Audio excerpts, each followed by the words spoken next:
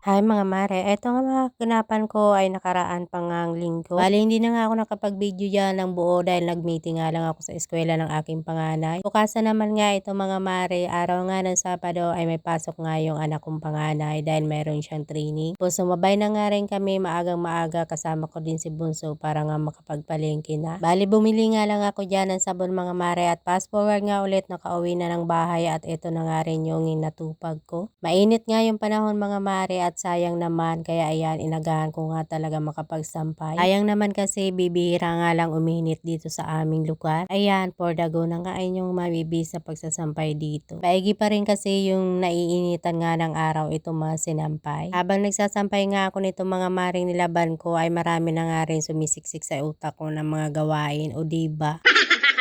Ewan ko kung ako nga lang yung ganito o kayo din mga mare, sinong relate yan?